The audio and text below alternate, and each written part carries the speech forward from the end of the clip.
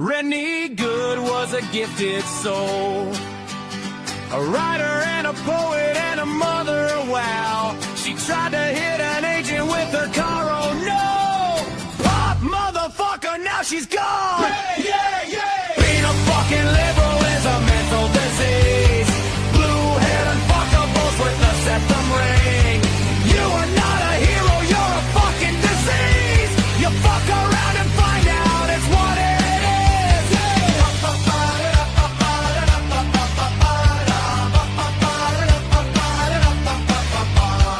Jeffrey Pretty was a Jewish homo. Started talking shit to protect a chomo. He was getting nicked when he pulled a gun. Bam, motherfucker, now you're gone. Being a fucking liberal is a mental disease. Blue-haired fuckables with the septum ring. You are not a hero, you're a fucking disease. Fuck around and find out what that is.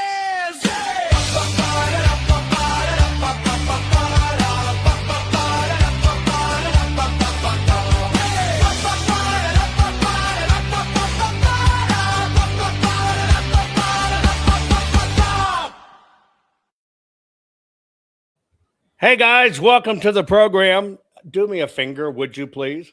Would you raise that finger and share this program, please? We're going to talk about some things going on in Arizona. You may have been following the news.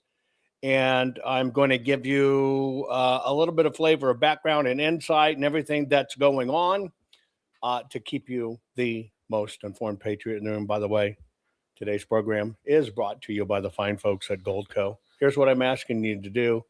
Go to jovanlovesgold.com, request your free gold and silver kit today, because now is the time to protect your money with gold and silver. Please do. You got to get serious about this, folks. Something's coming, and they're going to swap over digital. I can see it happening across the country. More places are not taking cash anymore. And remember, if you have money stored back in your little coffee cans or whatever, if they go digital, they basically would have the ability to say that money's no good anymore. Pay attention, folks. It's coming. Anyway, today we're going to talk about Maricopa. Is Hobbs going to be finally in handcuffs? Has the Maricopa legal madness begun? It'd be a great gift, wouldn't it? By the way, speaking of a gift, it's that time of year, and you need to think about this time. You put it off 1 year, you put it off 2 years, you keep on putting it off, where you take control of your food destiny. You got to get self-sufficient, folks. I'm telling you. We did a phenomenal book, became a bestseller, Food Force Bible, How to Create a Food Force, Sustainable Self-Managing Natural Production for Self-Sufficiency and Food Security. It's a hell of a book. Make sure it has my name on it. A lot of people copied it and put out junk. That's why I'll never do an ebook again. Nowadays, you can, get the cheaper ebook, crack it open, do your own, and people try to sell you a clone, crappy version. Get to working on it. And by the way, you can do the same thing for fruit trees. Tiny yard, want to grow fruit? How about giant fruit in super small spaces? I teach you how to do it. And even if you don't want to garden by digging and weeding, there's a way to do that too. But whatever way it is, as we all cut this crap, you've got to CYA. Okay, we're going to get started. But before we get started, I want to share something with you. Well, I'll share it right when we come into the program. So 3 minutes, we'll get started. Not fixing 2020 will damn our nation forever. The historic Maricopa County full forensic audit effort processed 20,895,610 digital and forensic images of varying formats, resulted in 208 million individual evidence-proof files. The system processed over 58 billion forensic measurements, resulting in over 2 trillion individual base computations. No hopium, no hype, just hardcore forensic evidence. Please make sure the Maricopa County Full Forensic Audit Archives survive. Donate now. So if you want what happened in the 2020 election fixed, then please donate to protect and secure this historic evidence. Warning. The following program has been rated Dilligaff and is intended for open-minded audiences. If the truth offends you, or if you are allergic to focused intensity, intellectual athleticism, or the occasional F-bomb or even irreverent humor, please switch off now. If your delicate sensibilities need to be worried about or addressed, might we recommend the Underwater Basket Weaving channel to you? Otherwise, sit back, enjoy the wisdom, insight, and wicked sense of humor. Cut the crap. How many times a day do you want to say that to politicians? The elite, the loony liberals, the fake news media, and the gender-confused emotional socialist snowflake crowd. Cut the crap is your secret weapon for fighting for our freedoms and our great republic. It all begins with a massive mental enema, freeing you from the toxic news and politically correct views, which constipate your consciousness with stinking thinking. Your host, Jovan Hutton Pulitzer. He's known for calling out politicians and telling them to cut the crap. You've seen him on virtually every television network and listened to him on Coast to Coast Radio. And now he's here to help you learn to fight for America. Culture, race, and American politics. They all have one thing in common. They all need to cut the crap. Now, here's your host, Jovan Hutton Pulitzer.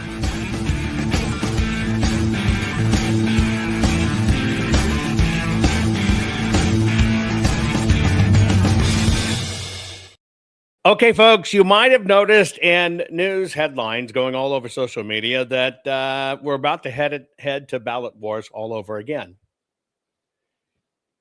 It started with some news stories which we're going to cover, and President Trump putting out great FBI secretly seizes election records from Arizona's largest county as voting probe expands.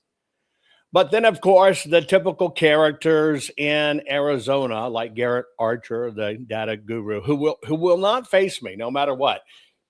And again, I would remind you of this fellow. Prior to the 2020 election, for some reason, Maricopa County decided to hire a data election guru. Nobody else in the country has their election guy who has really done, some peripheral things about elections. But Arizona did a year plus out. I say that's a good indication of what they knew was coming, and they needed somebody who could focus on it and push back he does. He will not face me. He's supposed to be an expert. You would think experts would talk to other experts, and let's just have a discussion. You show what you've got, I'll show you what I've got, and one of us may walk away crying. But then again, it's live, and people will see the truth. And myself, remember, I used to do Fox News, ABC, NBC, CBS, etc. In the news world, if you're not like me, an independent and an expert, and you're a news reader, you get told what to say, and you don't get to be creative, and you dare not do anything live that will get you caught. Well, he won't do it, but he does do his job, because he immediately posted, "I can confirm the FBI has not raided or seized anything from Maricopa's County Election Department. As of right now, John Solomon report is either a full-throated," interesting use of words, I think it comes from personal experience, "full-throated lie, or something having to do with the recorder's office, which handles voter registration data." Okay. Let's see if I can share with you. I think I'll get it right here. Let's see if I can share with you what Maricopa came out and said first. Let me see if I've got my sound on. I do.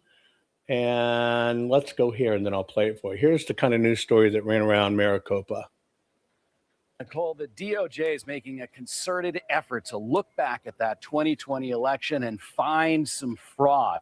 Now, here in Arizona, that election has already been audited, canvassed, and studied and by Republicans and Democrats, and nobody found really any evidence of wrongdoing. So today, Arizona's Attorney General Chris Mays issued a statement in reaction to this latest action by the FBI, saying what the Trump administration appears to be pursuing now is not a legitimate law enforcement inquiry.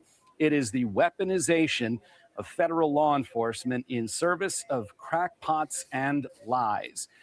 The election material the FBI is looking for was actually destroyed years ago under normal procedures called for by Arizona law. But after the 2020 election, the Arizona Senate took custody of all of the Maricopa County ballots and election computers. The FBI is now asking the Senate for those records that they still have from that audit that came under a lot of controversy. Now, that audit was run by an organization called the Cyber Ninjas. And right away, we found that their security was non-existent. We're able to wander around day after day after day with nobody even asking us what we're doing. We pretty much have free reign through the building. We were able to get right up next to all of these boxes of ballots and the computers that were out there. Nobody ever challenged us. And so what that shows is that the ballots and the computer systems haven't been secured since that election. And, you know, that might cause a problem if the FBI is going to look to see what is actually there. Now, that Arizona Senate audit incidentally found and concluded that Joe Biden won the election here in 2020 by more votes than initial original tally. Nicole, Jared, back to you guys. Morgan, we reported just the other day how the county recorder, Justin Heap, made this claim that there were at least 60 illegal immigrants who had voted in previous elections. Do you think that there's any? Anyway, you notice, and I just want to point out how news works because it's not true. When you see him walking around, the security area, hang on, the area upstairs was for the reporters. They sat in the bleachers, right? That's from Arizona. That's Arizona locally. That's where they could go to the bathroom walking down those hallways. 4 levels up. And then when he does show the photo looking down the causeway where you see a security guard, people, and fences, but yet he comes back and says, we got right there where those boxes and computers were. Go back and watch it. You'll see a lot of how this bullshittyism is played out. Okay? But you also need to understand that ever since the Arizona audit started, we had saboteurs on the inside, and people were letting reporters in and doing things designed to do news stories. You heard him say that Republicans and Democrats investigated it. No, they didn't. Arizona completely forbid any Democratic help. I designed it to be equal Democrats, Republicans, independents, and people who hadn't voted. It's not the way the system wanted to let it go out. But what you saw in that story was something that was intentionally spun to basically be a lie. Well, right now, the system is in all turmoil. The very first thing I want to say to you, you know, the world cannot back away that all of their numbers were lies. And it was a joke. But what's appropriate here is I want to tell you, you are the reason that 5 years later, this is even a topic again, that the government's even involved again, that it's even being looked at. I want you to understand the role you played in history. All of you, way back when I agreed I was solicited to do the Arizona audit. I wasn't offered to do the Arizona. I didn't call and offer myself to do the Arizona audit. I got called and said, hey, what you're talking about, can you do, and can we do it for this audit? That's how I got involved. When we knew they were going to play games, I decided I was not going to play games, withdrew my services, and then I told, which they thought it was great, but then I told them, look, I'm going to tell the public this bullshit you're trying, because I'm not going to stand for it, because you said you go through every single ballot. I told you, you rose to the occasion. 60,000 plus of you called, hammered, email, and got it done. So I want you to understand, for those of you that called, participated, shared back then, you're the reason that it even got done in the first place. If you, the people, would have not voiced your effort and support, it would have never been done. They would have never allowed it. If I would have just said, okay, well, let's look at a few and then I'll see what I can do, it would have never happened, because we already know you can't find it in a few. So from the very beginning, it was plagued where they just never wanted it really to be looked at, but you made it happen. Next, I want to thank every single one of you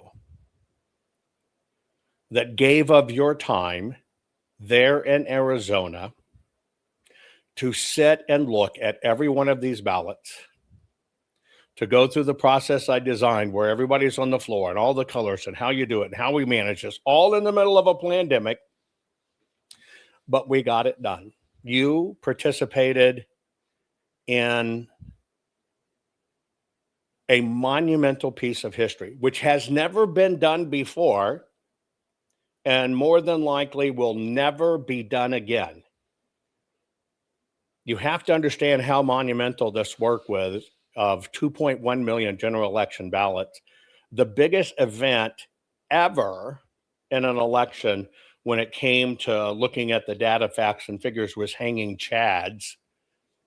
And that was a few 10,000s of ballots. So I want to thank every one of you that gave of your time away from family, jobs, used your vacation time, put yourself in harm's way, walking past protesters every day, having a system that wanted to dox you and harass you. I want to say God bless you for stepping up for the United States of America. Next, all of you that have followed this program as we've been going through this process, it is you who kept the pressure up. It is you that informed the general public. It is you that carried the message and understand how it really worked. And you have a far better education than any single lawmaker I know in elections. You did it. You guys are what kept in all of this going. You guys are what kept all of this even now moving forward to the point that we could even get to this point. Then every one of you who have actively and are still contributing to our Give, Send, Go, because remember, as independent auditors, we have to keep it sacred. It can't be merged with government stuff. It doesn't work that way. I want to thank every one of you that care enough about this battle to fight it, because I'm telling you, when it comes to the midterms, all hell's going to break loose. And America, once again, will be in the hands of the people, where you can say, look, I helped defend and fight America and make sure this saw the light of day. So with that said, before anything else, I just wanted to say thank you to every one of you who participated all along this way. It's been a hard, crappy battle. It is not over. And whether you believe it or not, it's going to get worse. But that's the nature of the beast when it's backed against the wall.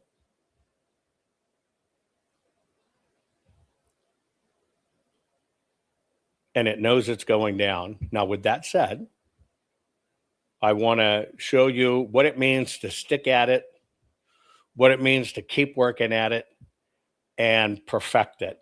And here's a good little father-daughter. I'm going to use it as a mouthwash before we get into this dirty stuff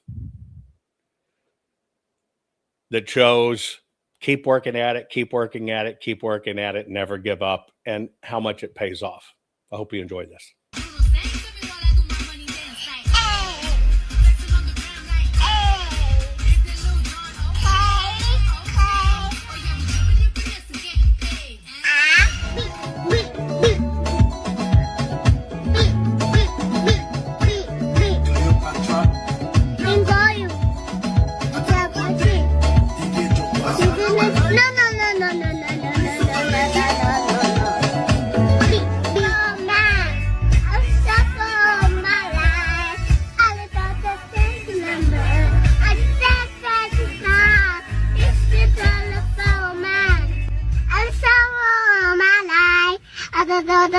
Number. How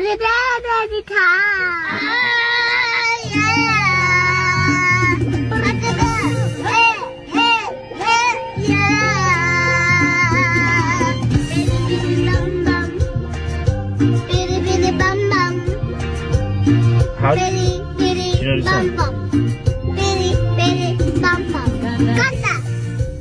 What?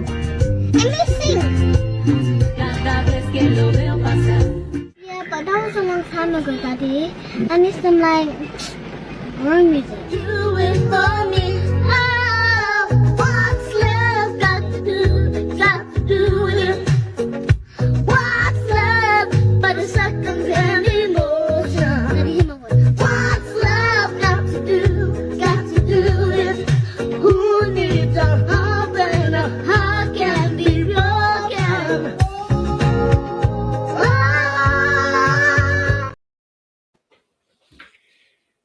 Is that not cute? And she's talented, and she's got it. She's got it from the beginning, and she's stuck with it, but listen to that voice. Anyway, it gives me chills. What a loving moment. And that's why I wanted to say I love you for sticking with this, right? And now we're going to get to the nastiness.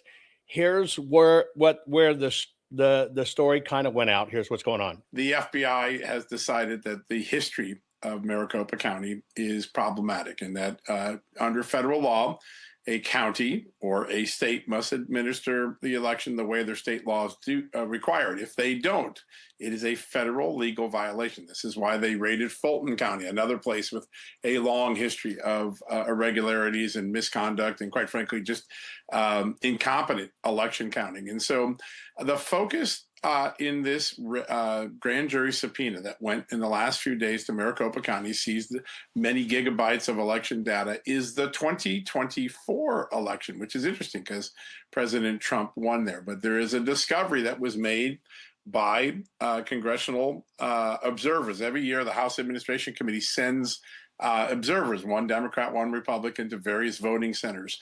One of the teams, the Republican-Democrat team that went to Maricopa County, observed something very disturbing. They took pictures. They wrote a long report. Congressman Abe Hamadeh hinted at this in an oversight letter recently.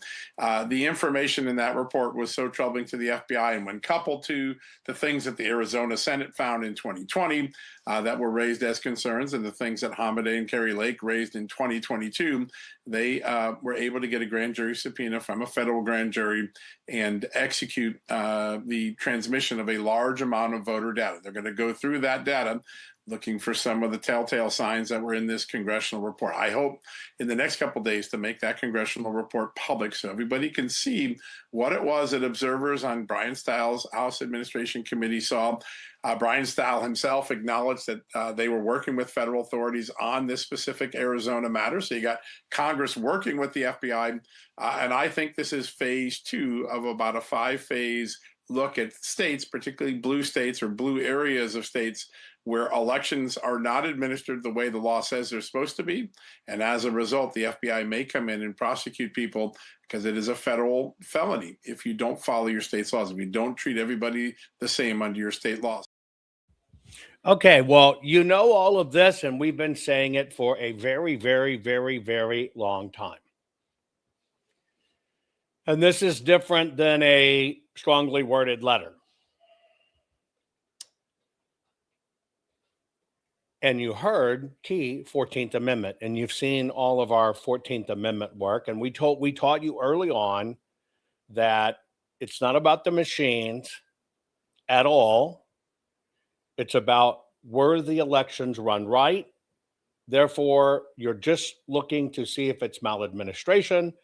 And if that maladministration has a pattern that's repeatable and widespread, then it jumps to malfeasance. And when you really look at malfeasance, you can eventually find fraud, right?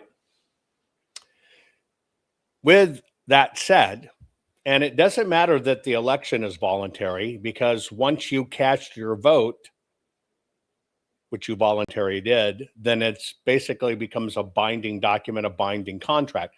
The rules are voluntary, which I have an issue with, etc. But in active investigations, you don't talk about things that would jeopardize the investigation in any way. Okay? In any way. So that's the first thing. A lot of people coming out, you're going to hear a tremendous amount of reports about what this is, what this isn't, whatever. You're going to see the left and the deep state pushing back, etc. But you don't inform, aid, and abet the enemy. So you got to be careful about what you do or you don't say. And ironically, so many people are involved at different levels doing different things. It's almost impossible to confirm any one thing. And by the way, that's the way it should be. With that said, I do agree with John. There are multi levels of tactics and investigations and information and evidence out there, right? What is very important in any of this process is to show that this was not a boo-boo and wasn't just an anomaly.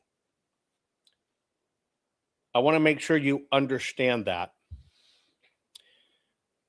Over the years, you have learned the way the laws are written, they're able to say, that's just a boo-boo. Was an accident, didn't mean it. However, with 2020, you're going to find the system is going to claim it was new territory, volunteer and employee fatigue and stress, almost like a PTSD event. Get ready. That's what you're going to hear. And I'll explain how that works. You're going to find when you get into a lot of these procedures that weren't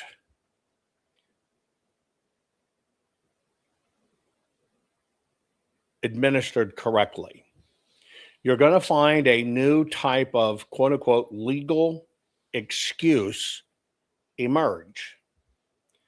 And the legal excuse that is going to emerge, and mark it down, look at your phone, your computer, the time, the day, whatever the case may be, because I'm telling you here, I've always told you in advance, you're going to see them begin to claim that the rules were only modified due to a national pandemic. And since the pandemic required fast response and modification, that they had to deal with something that the system, counties, municipalities, states, etc.,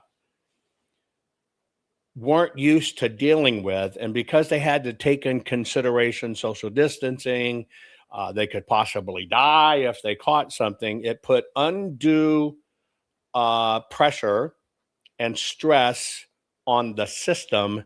Therefore, that duress caused a new type of mistake, which was not intentional to occur. Write that down. Now, with that said, that makes the verification, the unequivocal verification with absolute integrity that, well, that doesn't apply. It wasn't the pandemic.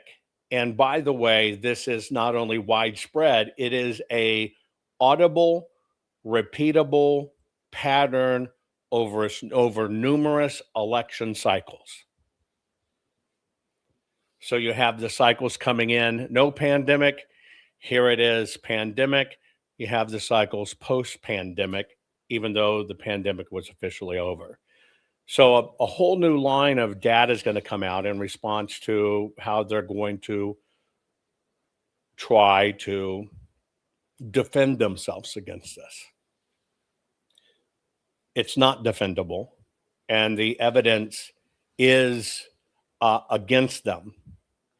What's going to be important is to always put it in the context of the system did this, here's how it affected the voters.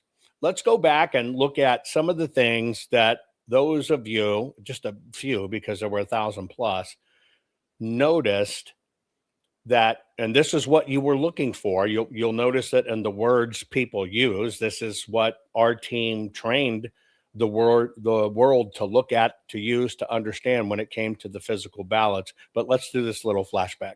We noticed that we're not organic. The bubbles being filled in absolutely perfect. Was obviously not done by a human hand. As though they were printed. A human being didn't do that.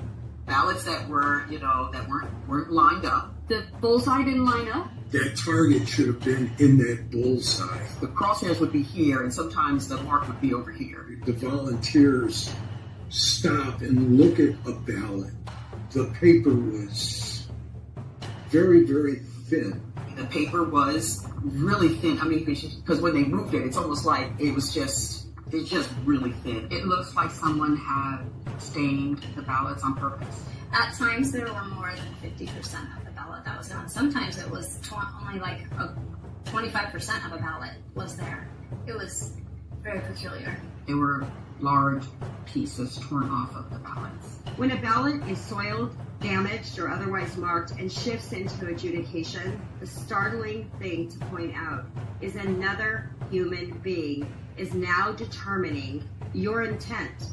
They have now effectively voted for you.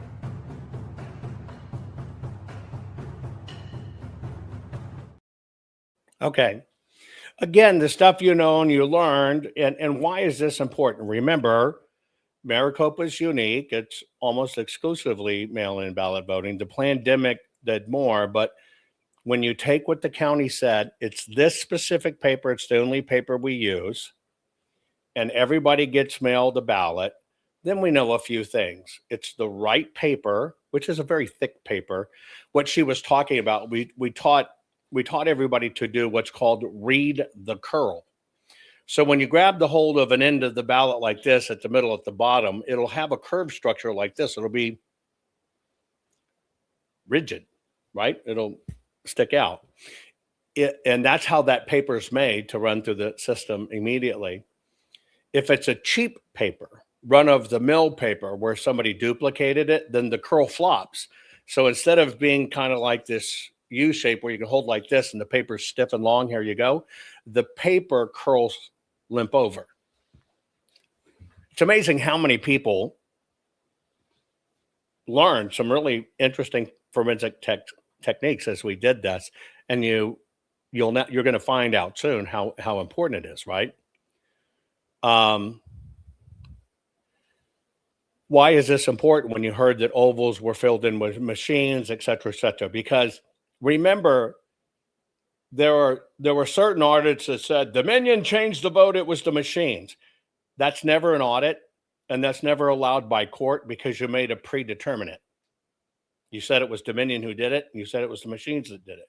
It was always planned to fail. In a forensic audit, you don't know what you're dealing with. You set up procedures. You look at everything. You look at what every official said, what every official reported, and what every official certified. And then you only measure against that. It either is or it isn't. That's an audit. That's forensics. They either did kill the person or did not kill the person. It's that simple. And so in the fact that they said, well, everybody got a ballot and it was predominantly mail-in, et cetera, et cetera, et cetera, then you know the propensity of ballots is going to be on that paper they said they used, which is highly identified, that it's going to be voted by hand, not a machine, because it's a mail-in ballot. And then it's going to have those folds there. Now, why all of this is important, and I'll just use one as an example. This is District 1. They should have had 84.13% folded ballots or a little bit less, but it should never exceed. Okay? They had 76.24%. Now, ironically, none of them hit in the 80 percentile. So that's a red flag right there that we should have 84.1% basically across the board. Nobody hit it. So we're saying, look, there's not folded, so it's not a mail-in ballot. If you go to the other column, hand folded basically means it was printed at the precinct level for a walk-in.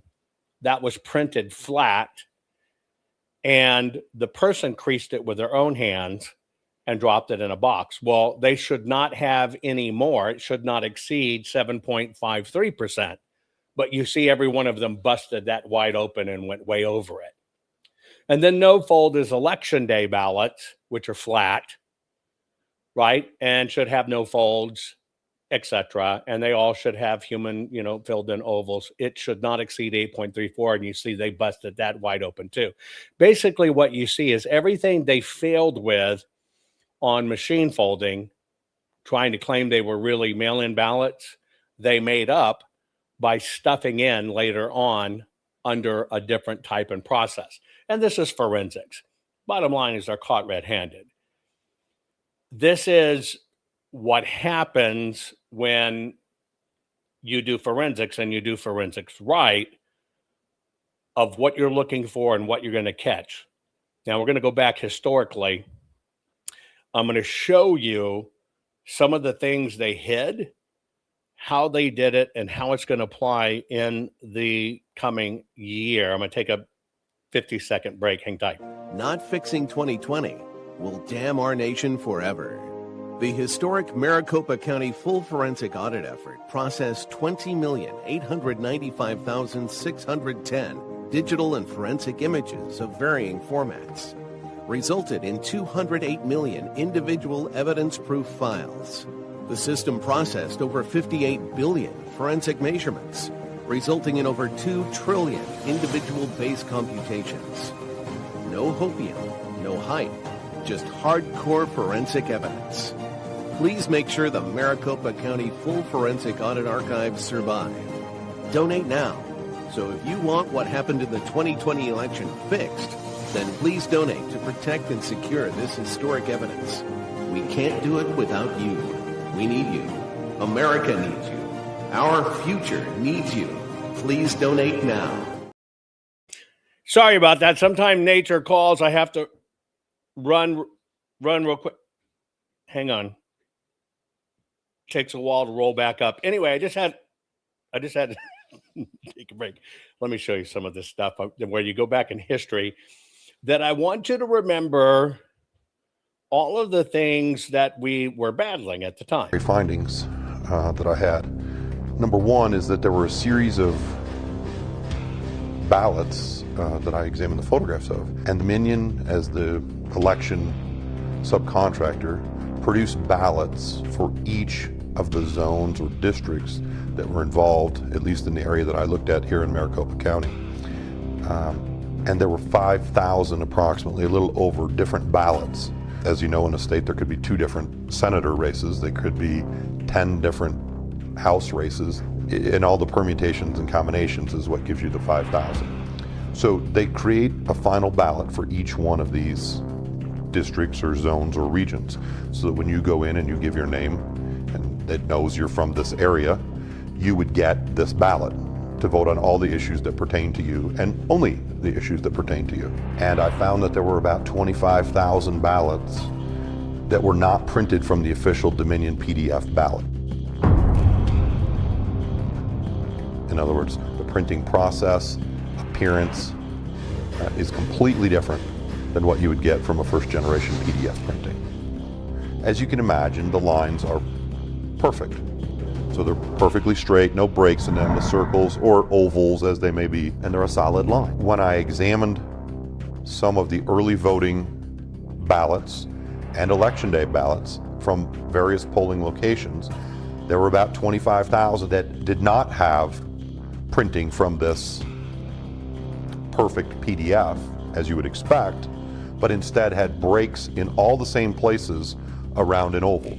So you can look at one of the ovals and there are imperfections in the line, and they're in the same place on every single one of these ballots. These 25,000 unidentifiable ballots alone represent over double the amount of Joe Biden's 10,457 vote margin. Okay, so I showed you that with Mr. Spakeen so you can remember it. Remember, forensics should always cross-prove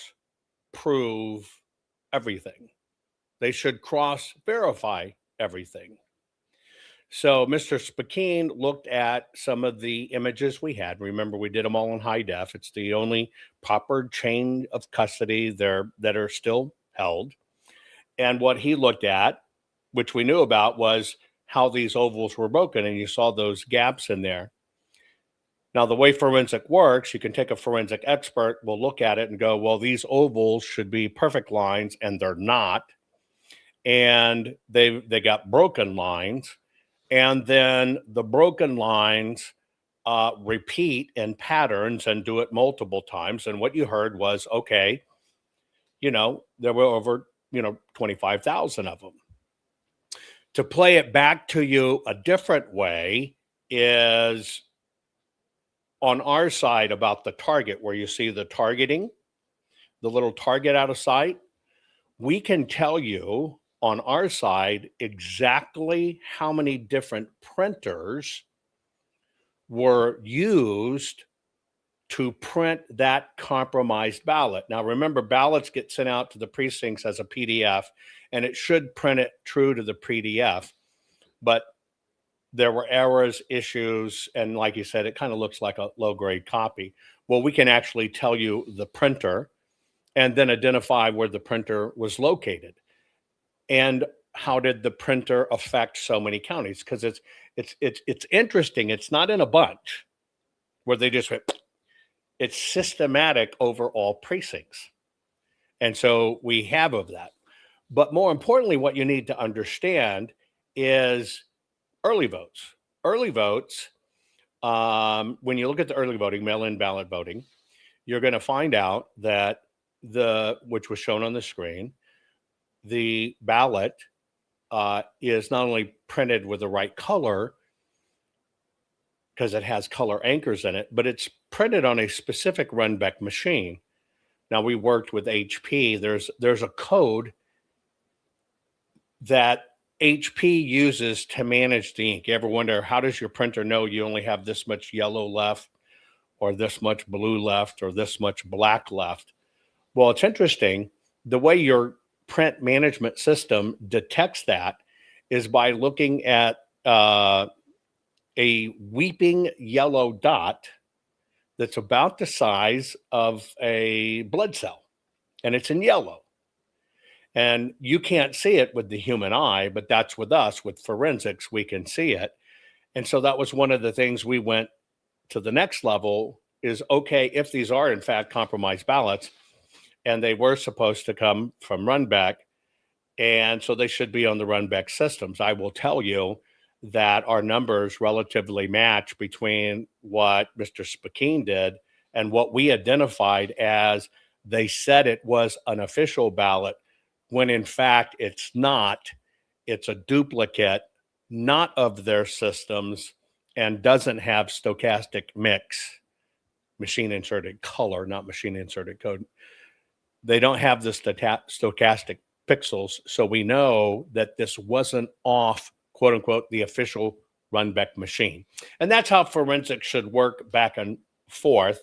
And that's kind of why you have to look at the paper. Let's look at some of the other issues that were going on at the time. The key fraud is the mail-in ballot. That was the backup in case they fell too far behind. That's why they cut off the vote at midnight, 1 o'clock, when President Trump was getting too far ahead. We're informed of evidence from the 2020 election about the drop boxes that Maricopa, for example, Maricopa County said that they had over 923,000 ballots that were dropped off of the drop boxes. However, documentation can only account for 189,167 ballots, which means that there's a deficit of 733,000 ballots. That's right, over 733,000 ballots are unaccounted for. The Wednesday before the Friday that we quit voting, so 10 days before they quit tabulating, they thought they were done. And then more truckloads of ballots would come in, and I'm like, how can you not know how many ballots are still out there? Mr. Chairman, I'm sorry. Would you repeat that? Yeah. They thought they were done. They thought they were done, and then there was times. There was what? Multiple times. The people that were running the rooms thought they were done or almost done, or were going to be done Wednesday morning, then Thursday morning, then Friday morning. Then it went on the whole next week. And I'm like, I asked the question, I'm like, you don't know how many ballots are still left to come in? So I don't know. I don't know who does, again, process project management. I kept looking at the screen because it seemed very odd. And in the bottom right-hand corner was a yellow banner. And I got into a position where I could see the yellow banner, which said low confidence. Then I started paying much closer attention to the signatures, thinking this didn't even make sense to me because the signature on the ballot that was being compared to other signatures didn't even resemble in any way what they were comparing it to. They were completely illegible. They were just scribbles on the ballot. And there were 5 screeners screening low confidence ballots for an entire afternoon that I was in there.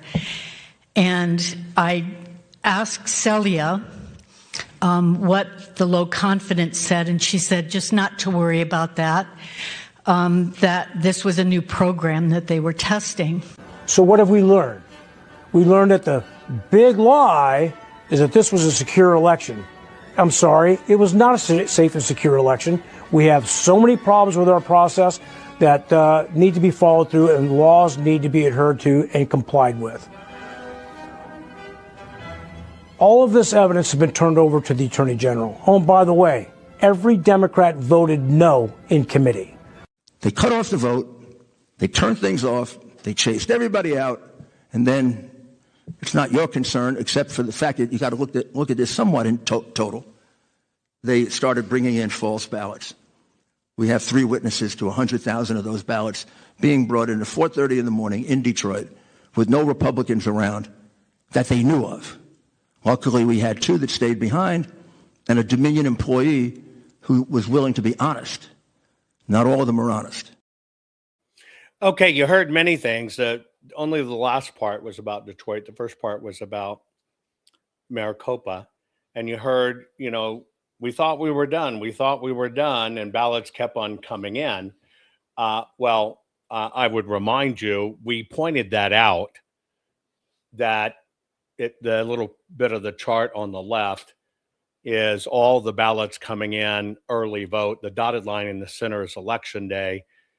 They said they were overwhelmed, but yet instead of using 10 machines and full staff, they use two tally machines.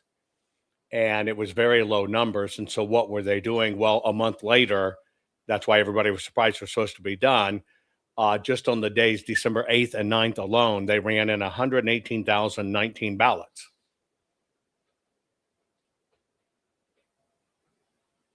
Yeah. And so that's why, and they come out of nowhere. But that also matches the fact that they've got to make up differences, and that's why those came out of nowhere were primarily no folders.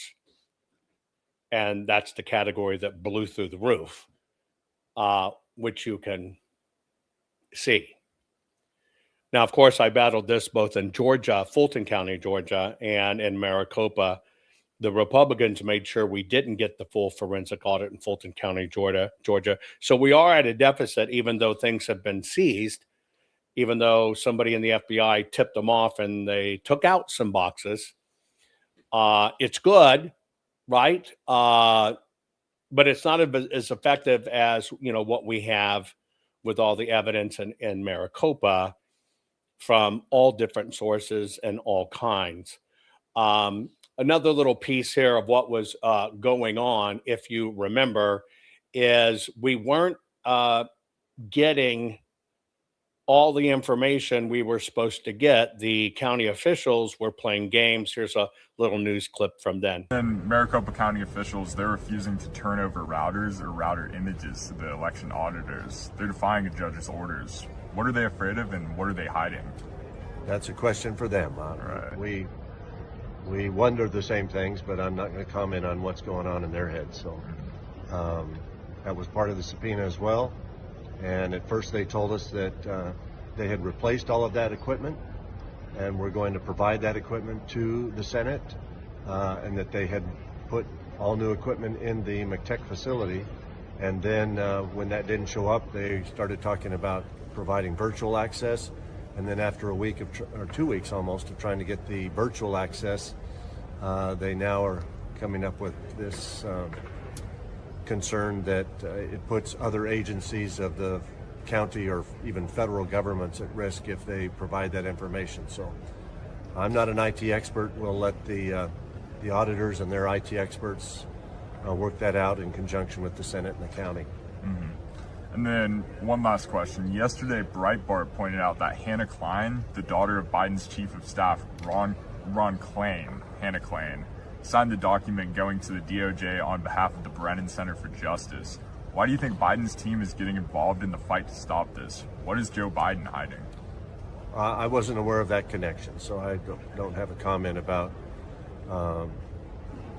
whether President Biden is hiding something in this process or not. So, All right, thank you very much. Okay, thanks.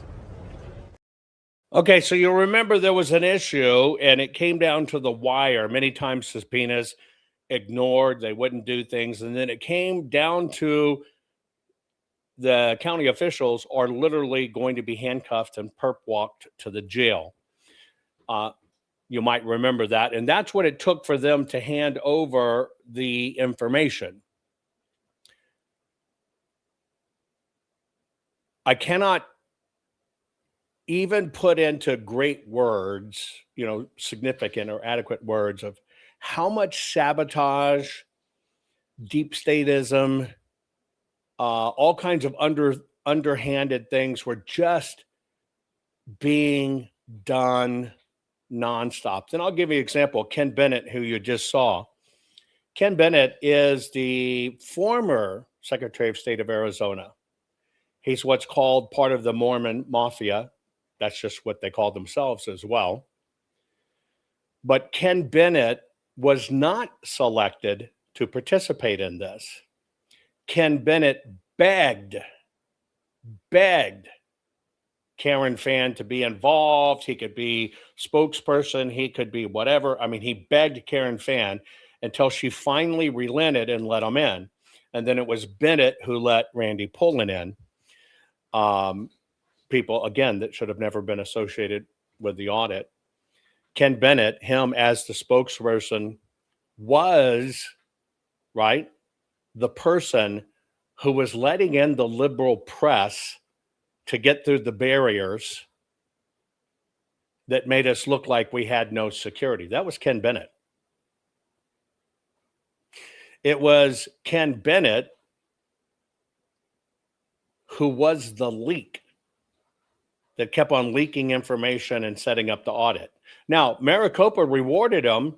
He's a senator now. He got rewarded. He got elevated up, put back into politics. But that's Ken Bennett.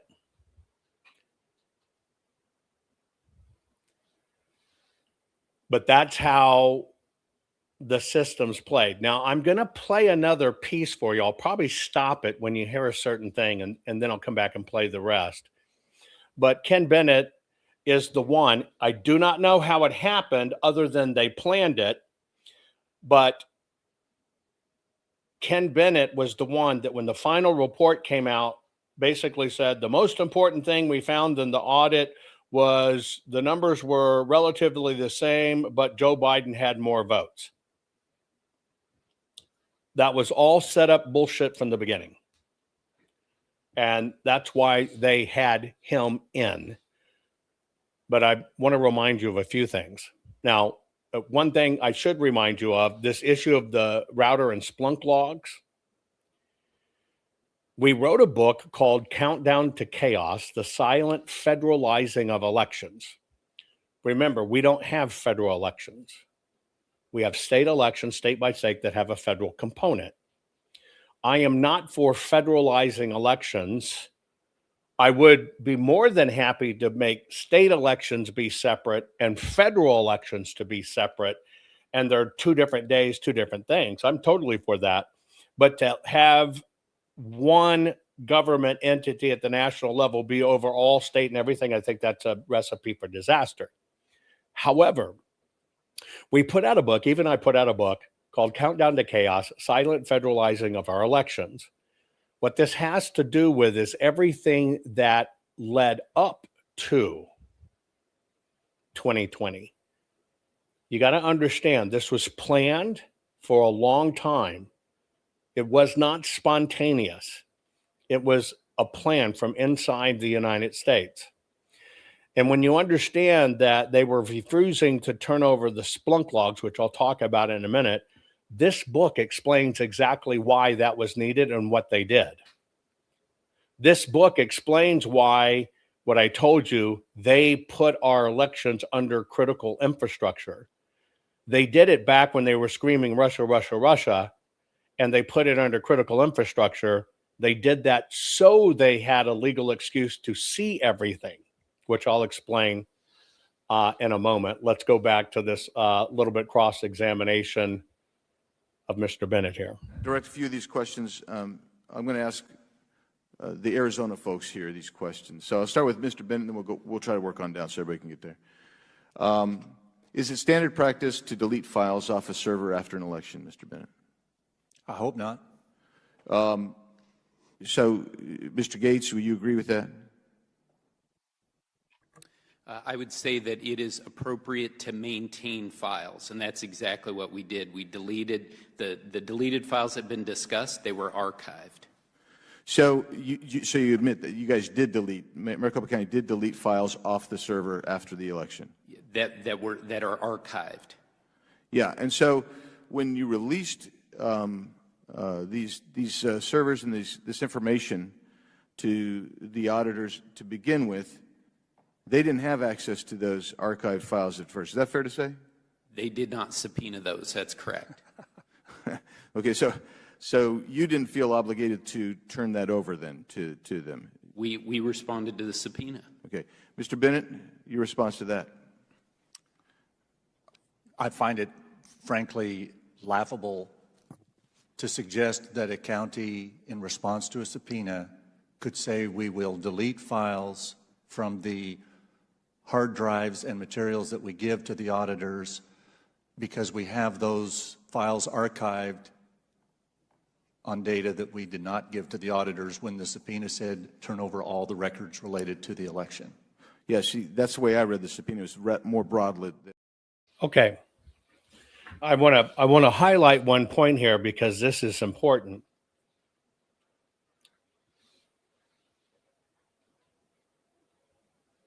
There's a lot of smoke and mirrors in this that I've continually pointed out. I did it in Carrie Lake's case when the county brought in a special judge to look at the printers. Remember, there was an issue with 19-inch versus 20-inch printers. And they brought in a judge to test the printers. You know, she's highfalutin, whatever, test the printers. And she put back a report that, well, the printers print it right. We didn't get any of these errors. Once I got that report, we were able to go back, and I was able to look at the printers that were tested. And I pointed out those were not the printers used. Here's how this rig works. Let's just say Maricopa has 2,000 printers, because they got 749 precincts. They got 2,000 printers. They always have a reserve of printers held behind in case anything happens. But they're all designated, in this case, to use, in Kerry's case, for the 2022 election. And so you had all these issues. This is my issue with people who don't understand forensics, or people who are only avocational, or really don't understand technology and research, all of a sudden being experts at it. Here comes this report from a well-respected former justice in Arizona saying, well, we didn't find anything. Here's what they did. When she comes in with her team to test the printers they were given were printers they didn't use. I'm sure you can see the fallacy of that. See, those printers are in backup, and all of those printers were perfect. And so you come in and they make it look like they randomly, well, let's pull a few printers, here you go. They know exactly what they're pulling out. And those printers, although they were designated to be used for the 2020 election, were not the, or 2022 for Kerry, were not actually the printers that got deployed. They were the backup printers, and of course they were bang on, and they're always going to be bang on. That is how they play this game. It's why we have 1,675 boxes of ballots in Maricopa, and only 52 of them were sealed by law. The rest were in total disarray and unsealed. But if you look at the numbers, the 52 were perfect. The remaining 1,625 were all disarray and bullshit. And those 52 were handpicked the night of the election, that in case if they get audited, we'll look at these. But when it comes back later, because they're from all spot areas, they go, well, let's just pull a box from each one. That box had already been pre-decided. They leave nothing to chance in this. Now, the reason all of this matters, so I do some connective piece for you. To get the routers and Splunk logs, we're able to see who is doing what inside the election database from where and at what time. I'll say that again. The Splunk logs and all of that information is what enables you to determine from where did this person enter the system, the database for the election, and where was their system, what was the route. It's kind of the trafficking instructions so you can understand it. Well, those were never, ever, ever turned over, ever. Karen Fann hired a military team all after the fact to come in, and they would look for the Splunk logs. And that military team, ironic, came back and said, well, there never were any. There are no Splunk logs, which is bullshit because you can't do it without it. Now, what they did is they placed, for the first time in history, the election servers in with the sheriff's department, which is, we told you in the book how they did it, how they watched all of this. That's what Countdown to Chaos is. By it being in the sheriff's department, it took it out of the county recorder's office, and the sheriff's able to protect it, saying, well, if we give you access, you're going to see other cases, you're going to see other investigations, which you saw earlier. That was the ruse they did it in. Let me tell you exactly what the net effect of this was. We're trying to get all these drives. I'm getting all the ballot images and telemetry and stuff, and we couldn't get this one drive. I've told you about it before. It was Election Day drive. They basically claimed it was missing. It looked like it was deleted. And in fact, in the records, it was deleted. Again, as we have smoking guns and we're fighting and Karen Fann has to issue another subpoena, they're told, turn it over or else. And they eventually do cough up a drive. Their excuse, and you'll hear it as I replay his testimony, we didn't delete them, we archived them. Listen to the word he focused on. We didn't delete them, we archived them. We archived them. Now, they claimed they needed to archive them because they needed this space. But when you looked at the drive, there were all this old election stuff in it. I'll show you what that little trick did. As I showed you, a month later, remember, Maricopa County certified the election November 20th. November 30th, Katie Hobbs and Ducey certified the election, that it was done, it was good. By the way, they never had those numbers then. The number they ended up for the election never existed. And to this day, they still don't have the number. That's how bad it is. However, what they were hiding was the day that the Election Assistance Commission, that it has to be certified at that level, they ran in 118,019 ballots. Now, why does that matter? Well, it's more than a month after the election. Why were they doing this? Well, long story short, on the drive, it wasn't in the right format. It wasn't even the right folder system. I mean, it was completely in disarray. And their lie was, and he said, well, you didn't ask for archive. We complied with this subpoena. It says, give us all your election drives. Well, by them taking it off and putting an archive, because archive wasn't mentioned, they said, well, we complied with it. What they really did, and I'll show you this, you'll see it right off the bat. The top image you see is pretty close to 1.9 million ballots if we round up. And you see those little arrows at the top, that points the day, date, where, when, how, etc. that the ballot comes from. Now, I did that red bar on there to draw your attention to the spacing. See that margin that's out there? Well, all of those ballots and subsequent ballots that came in, those 118,000, look at it on the bottom. The reason the type's bigger is because they zoomed out the margin so they could cut off the header so you could never tell where it was really coming from. So you could never tell on what day it was done. But we actually caught what day it was done. It was done in December. But this is how they tried to hide it. By the way, that alone is 165,000 individual state and federal class felonies, each one. And that's just on the electronic side. That has nothing to do.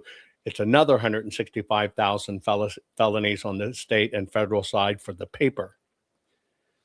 That's why I had to look at everything, folks. And I know I took a lot of flack. Jovan's trying to kill the audit. He said he's not going to do it. The reason I said I wasn't going to do it, because I wasn't going to let them hand me 5,000 ballots to look at and think I know what's going on. And my deal was, you hand them all fucking over, or I'm not doing it. I played their game. They thought I was out. And then you pushed them and said, bullshit, we're doing them all. And you made it happen. This is what they were hiding. So you got 118,019. We cut it off. It still went on. 118,019 felonies right here that they covered up, which is in excess of 160, that they covered up, cut, modified, intentionally gave drives, etc. The felonies run so deep on this, it's nuts. That's why the no folds are in excessive. We should only have 8.3% of folded ballots. But the reason they're so big is because they're backstuffing nonstop, and they can never put those official mail-in folded creases in them. This is why they don't want you to see it. Now, I've taught hard on pay attention to the words. Mr. Gates is the supervisor there. Listen now, he says, we complied with the subpoena. They did it by doing a move, saying they archived it. Now listen to the discussion with what you know they were really hiding. Direct a few of these questions. I'm going to ask the Arizona folks here these questions. So I'll start with Mr. Bennett, and then we'll try to work on down so everybody can get there. Is it standard practice to delete files off a server after an election, Mr. Bennett? I hope not. So, Mr. Gates, will you agree with that?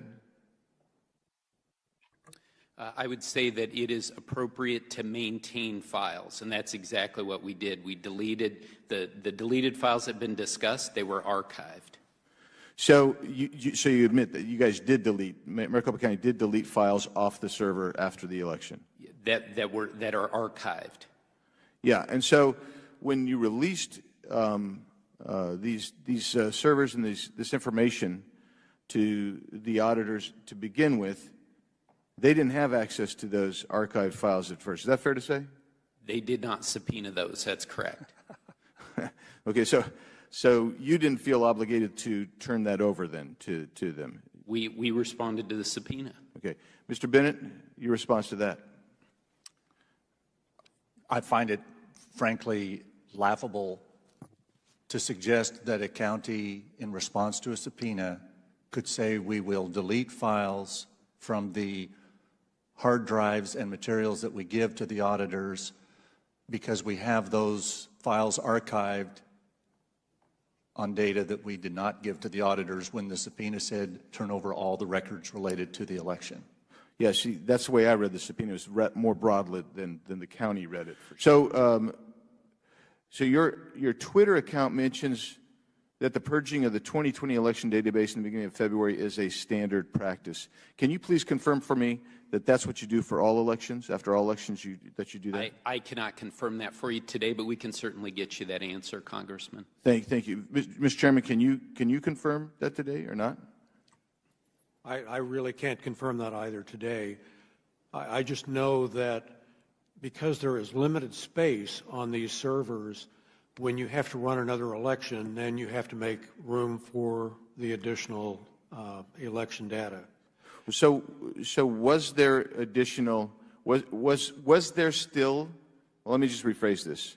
If that is the standard practice, which is kind of, I don't think you guys are saying that you know for sure, but the chairman just intimated that that's the case.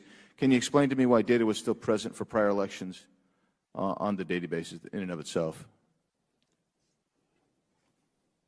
Yeah, again, I don't have an answer to that question, but we'll certainly get you an answer for it, Congressman. Okay. All right. I would appreciate if you would give me that information. And I do think that it's important that our recorder has suggested that he will be answering every question in a timely fashion. That's the same recorder that campaigned that Adrian Fontes was incompetent and called him a criminal. And he was the guy that was running the 2020 election, and you actually hired someone to oversee Mr. Fontes because you guys didn't trust Mr. Fontes as well. Is that the same guy? Is that the same Stephen Richard? Yeah, I wouldn't put it. I would.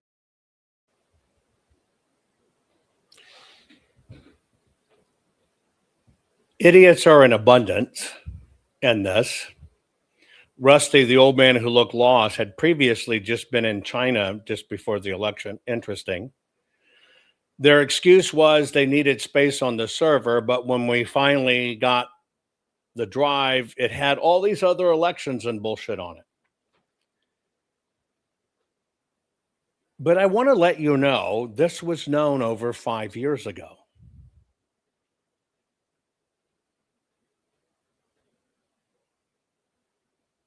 We've told you. We've shared it with you. That was why there was so much bullshit in it, is because I'm the only one in my contract with the Senate, because I pioneered new auditing techniques that had never been done before to detect these things, to equate them and have the paper speak. They couldn't shut me up on the findings because we own it. And I knew that would be the case in the fight. All that was left was all the discrediting they did. But I want you to think about now, as this comes down right now, I want you to think about how many conservative broadcasters told you there was no forensic audit, it was a grift, there was no kinematics, there wasn't a report. I want you to think about how many people that are supposed conservative podcasters fighting this fight told you that. And the same people that told you, no, it's the machines, it's the machines. Don't you find it interesting in the raids or whatever that nobody's gathering up machines?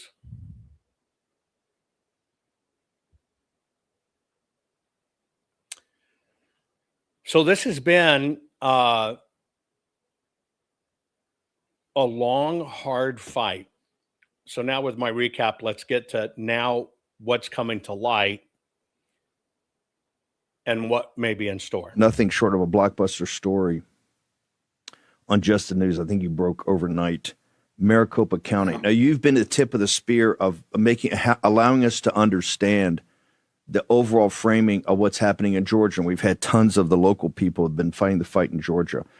Maricopa, and as Georgia is the key that probably picks the lock today because people stood in the breach and go, everybody remembers back from that night that it was really Arizona and the call by Fox News that kind of seemed like a domino effect and really disoriented many, many, many people who were not just Fox fans, but obviously Trump supporters.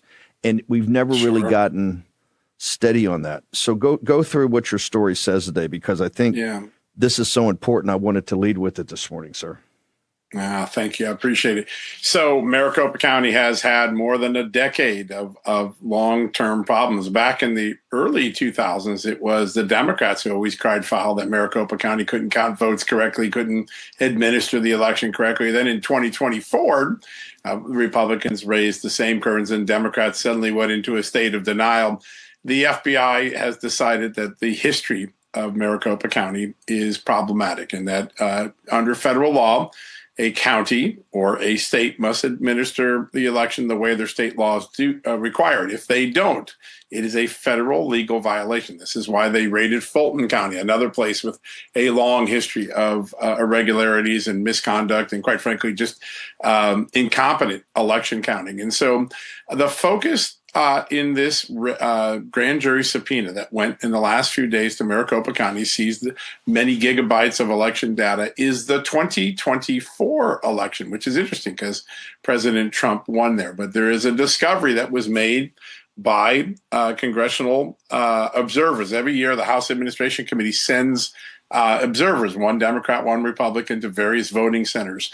One of the teams, the Republican-Democrat team that went to Maricopa County, observed something very disturbing. They took pictures. They wrote a long report. Congressman Abe Hamadeh hinted at this in an oversight letter recently.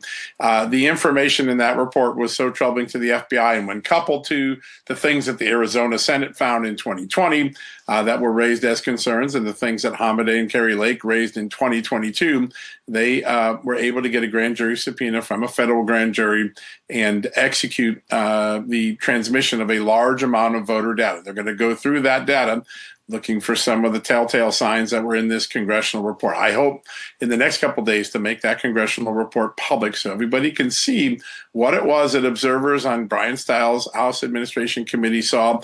Brian Stiles himself acknowledged that they were working with federal authorities on this specific Arizona matter. So you got Congress working with the FBI.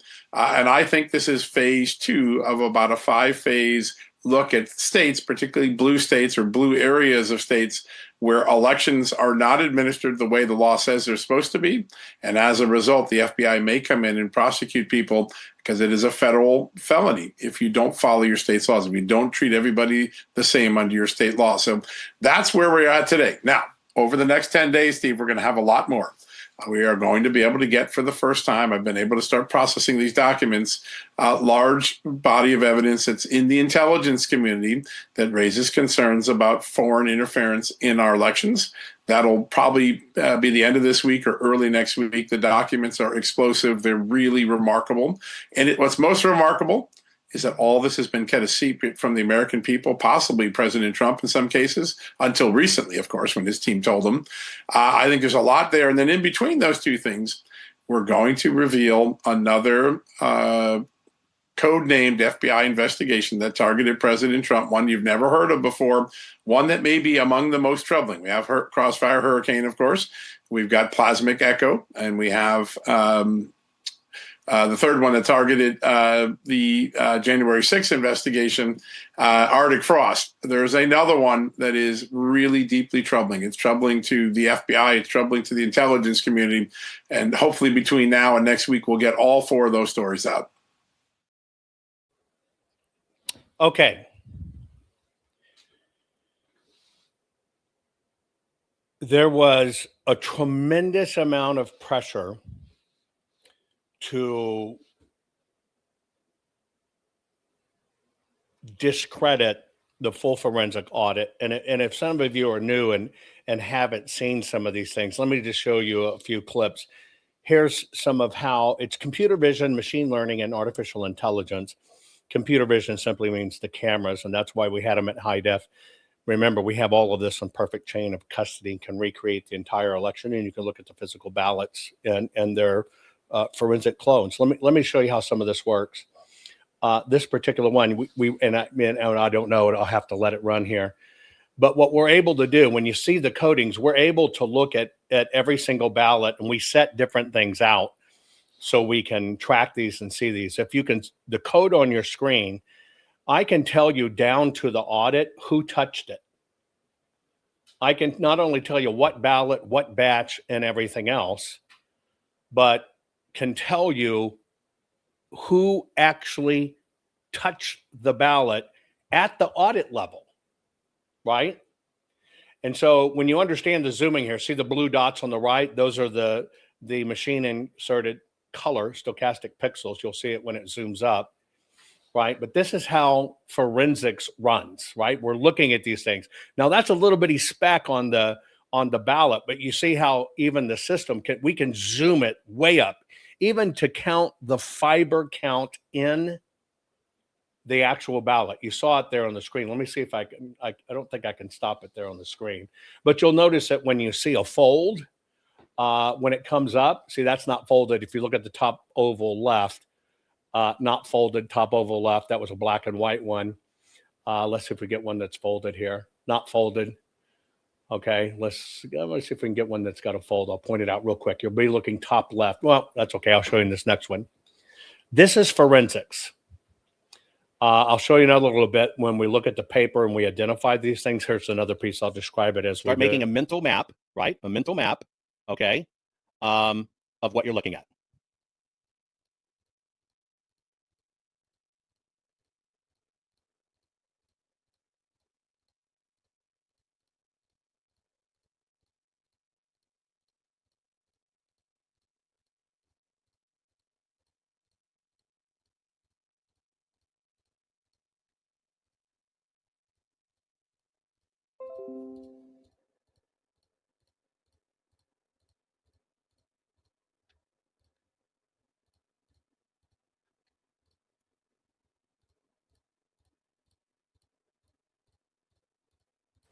See, we're actually looking at everything at super high def. You even begin to see the ones that were printed by machines. They stick out sorely, right?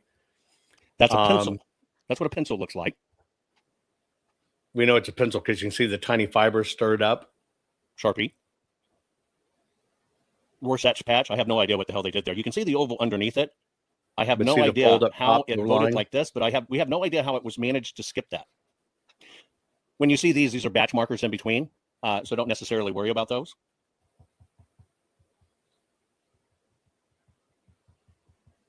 Now in a minute, I'm going to get to more interesting ones for you. And yes, the machines can read in pencil and can vote in a pencil. I think somebody actually wrote their initials in this one. Now, they may have thought that was creative, but it could actually mess up their vote, right? Etc. Yeah, if you were thinking about the calibration marks, look at the bottom. We can use the calibration marks moving fast to determine, where the position is. Again, somebody like this, marking like this, not even realizing it could cancel their vote. This one here is machine inserted. Double X. I guess that's an X-rated vote for Biden there. People do all kinds of interesting things. Anyway, so that's forensics. And there's many things going on in those pictures. Is it color? Is it the right place? Is the fold in the right place? was the oval machine inserted, which it shouldn't be on a mail-in ballot. It should never be machine inserted, right? There's no excuse, no reason that mail-in ballot would have a machine inserted oval. So this is why we did it. Folks, just so you know, we got a $210,000 contract to do the full forensic audit and to develop all these technologies. We spent $3.5 million doing it, and we still spend money on it today because the investigation's ongoing, and we keep it open. And by the way, J-Lo, thank you so very much for never giving up on this and for your donation. It all goes towards election integrity. Every bit of it is what keeps these archives going and keeps them, et cetera. And yeah, that clip was turned up to like 2x speed or whatever. That wasn't Mr. Shapiro discussing my work. Anyway, now let me tell you why I even show that, because you got to understand all of this in perspective. And then I'm going to tell you what's going to happen with all of this. First off, you have to understand the system knew early on, we caught them hands down. They absolutely knew that we had found it, we had seen it, and we discovered all the different ways they did it. That's why they had to keep everybody away from the paper. So what they did is they began a campaign to discredit me, a campaign to discredit our team, all planned, because what they needed to do was not have people pay attention. So they had to create as much doubt as they are. I'm going to play a clip for you. This is Mike Lindell's second-hand man, you know, doing Frank's speech and getting them public and everything else. And ironically, he's used this to now I understand he's in the race to be Colorado governor, just like Mike Lindell is in the race to be Minnesota's governors. But here's the tactic they used to plant a seed that an audit and none of this forensic work was ever done. So here's the thing. I want to point this out. For those of you that are Jovan fans, be a Jovan fan, right? But that clown got out there and said, oh, it's nothing going to happen. We have the secret bullet. Do you remember this before? Have you heard this before, Apollo? Yeah, yes. Don't worry, we're working on it. Then somebody sent me a video of him stealing the Erickson report, parts from the Erickson report, and publishing it as if it was his data. What? And then he didn't take a call from Michael. Canceled a meeting he had with Michael. Oh, yeah. You didn't hear about this? No, what? So then he's bad-mouthing me for being out here. And I was like, where's Joe? He's going to save us. We trust Jovan working with these people. Let me explain something to you. Jovan could go sit on a stick, a jagged stick. He'd go sit on it, right? The guy literally doesn't know anything about technology. You want to take this back? You want to talk about this kinematic audit? He didn't do a kinematic audit. He didn't produce a report. He didn't do jack squat. And for all the... And so that was kind of the first wave of campaigns that they do, is to try to discredit. Don't think this is only left. It's the right as well. By the way, again, J-Lo, thank you very much for that generous tip. It all supports our work. Mims Max, you too. Thank you so very much. Thank you for doing it again. Thank you. Anyway, that's Joe Altman, now running for Colorado governor. Just like Mike Lindell's running for Minnesota governor, even though he told you had the PCAPs melt down the machines and the machines did the swapping of the votes or whatever. I think Lindell's actually in third place, but there's only 3 candidates. In Colorado, I think they have either 45 or 47 candidates running. I think Altman's number 44 last time I looked. But the system elevates these people. Now, that's how they work on the populace. Don't look, it was never done. It's crap. It's whatever. And all behind the scenes, they tell this to lawmakers. On the lawmaker side, now understand right now what our government's doing is all the suits and everything that President Trump has underway to get the voter rolls and everything else, because they now know this is where it is, right? But the system fights the whole time. They want you to focus on the machines. They don't want you to focus on the voter rolls. So here again is Mike Lindell's second in command for his field operations, not the TV stuff. Here's Mike Lindell's getting him in front of all lawmakers, and here's what his team told lawmakers to forget about. So you have a centralized statewide voter roll that's on networked machines, servers. It has a public-facing internet interface. That's it. That's all I need to know that it's blown. That's a centralized statewide voter roll that was mandated by Help America Vote Act. They have these all over the country. And it's not just that you have a public-facing internet interface to it, but multiple organizations have what's called an API, or an application programming interface. In other words, a machine-to-machine interface into that voter roll. And I'm telling you this because when people say, well, we have to clean up the voter rolls, it's true that they're not following the law. It's true that they're not in good faith maintaining them in accordance with Title 52 that requires that the voter rolls be both secure and accurate. That's a requirement imposed on the secretaries of state who've received the Help America Voting Act and CARES Act funding to maintain those voting systems. What nobody's going to tell you, but I'm going to tell you, is you cannot clean those rolls. You're sweeping a dirt floor. And so, although he's an expert on all things blown, he's not an expert on elections.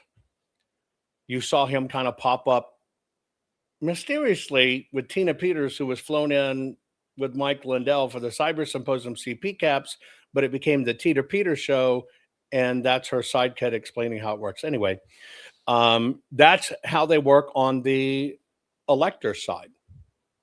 All those guys are grift. They never did it. Oh, don't worry about the voter rolls or whatever. It's the machines. Well, what they kept everybody away from, and you've got to see this, okay? What they kept everybody away from is we're going to get clobbered in this midterms. Actual numbers. Obama had 69 million votes in his 2008 election. His next term was 65. Hillary got 65 going head to head with Trump, and then we get that FU finger 81, Joe Biden. Close of election night, Kamala had 68. This is a May 21 report. It's even bigger. Even today, a year and 3 months after the election, Kamala's now been raised to over 75 million votes. Basically wanting the world to believe she's more popular than Hillary. Hey, you check on your own. All you do is type into any search browser the final election results for the 2020 general election. Look at it. Look at it. They add him in the backside, pun intended, because they're trying to make what they pulled off with Biden legitimate, so they keep them voting in these shorter elections going back. And they're over 75 million. All of that's done because they stuck them on the voter rolls. And now they legitimize them. Yet Mike Lindell paid for. By the way, you paid. You donated. You paid for all of that work that put Tina Peters in prison because there was no polynomial bullshit. All of those guys that came in using fake names and fake stuff. Oh, we released it online, but Tina goes to prison for it. You paid for every bit of that. You paid through pillows and donations for every bit of that. You paid for them to put people on the road to 745 cities saying it was the machines, don't do the voter rolls. You paid for that.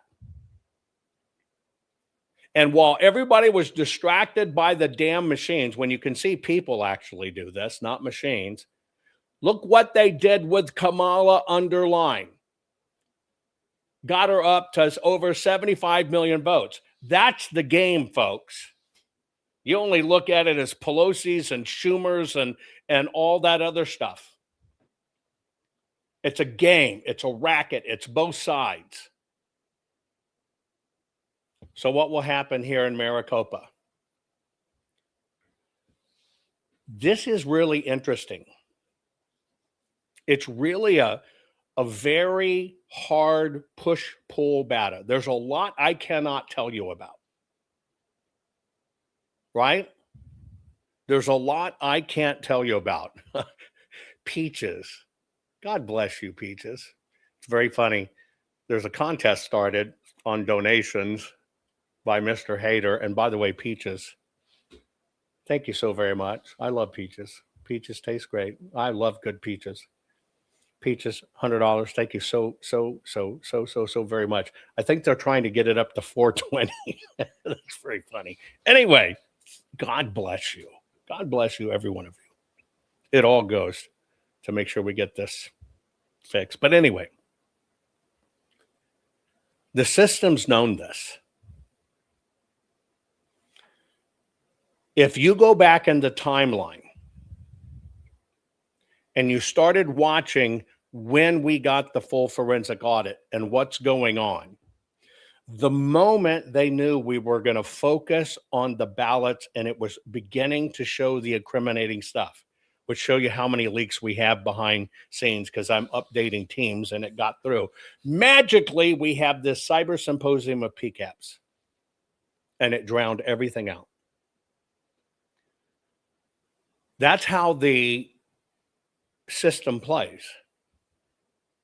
But the only thing that moves the system is when you get involved.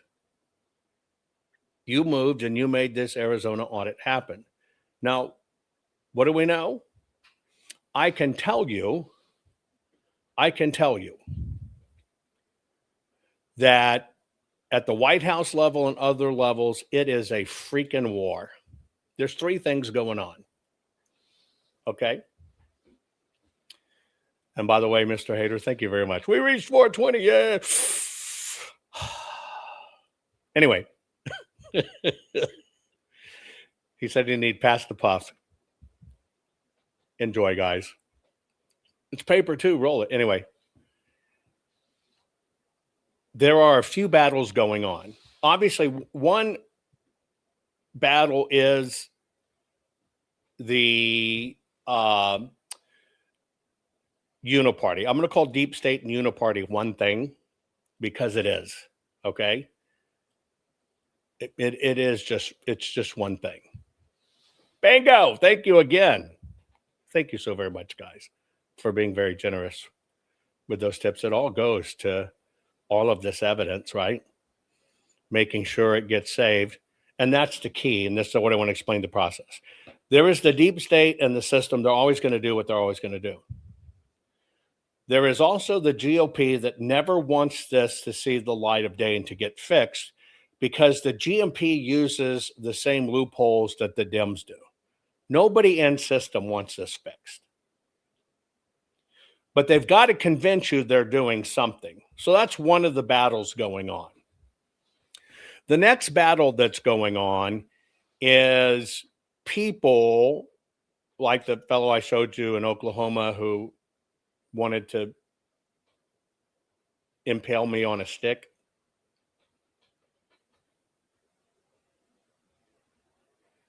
And then Mike, they're now using the platforms to run for governorship. You're going to see them later on. You're probably going to see them later on. They'll be elevated to politicians because they're playing the game. So there's that.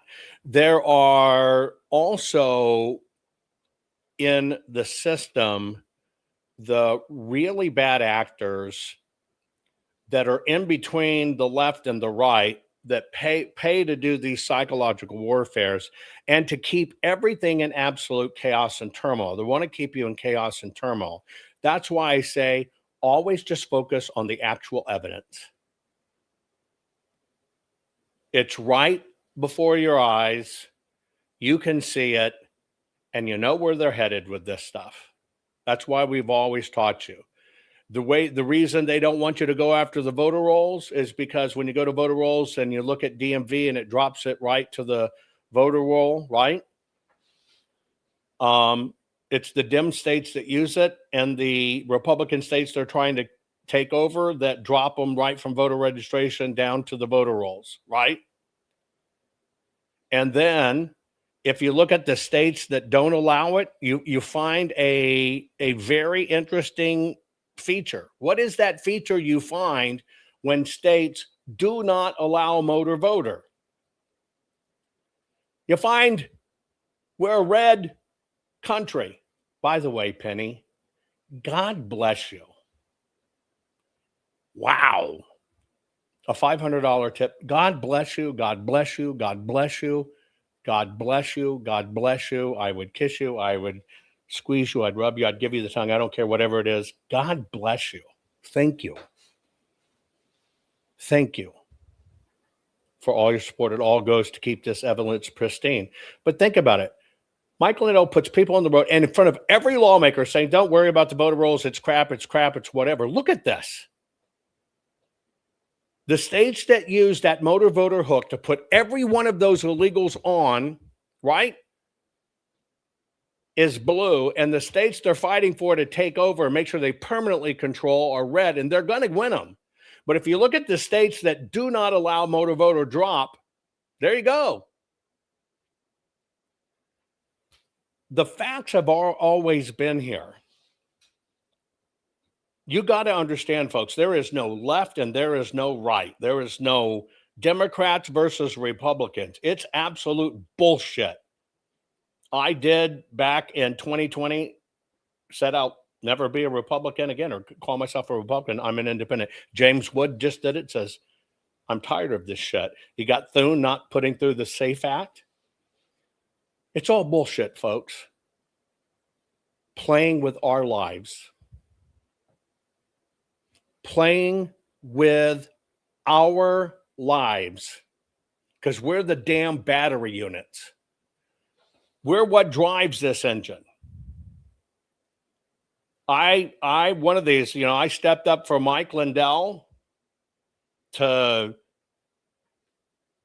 when he got kicked out of the stores and stuff, and I feel like a sucker because everything he touched pushed everything away from true election integrity. I feel like a sucker. And I feel even more like a sucker. A pillow salesman on an infomercial somehow became the expert. And even I questioned that, all the money and whatever. It's a con. Now, I know we're in trouble. And we're in trouble at the midterms, folks.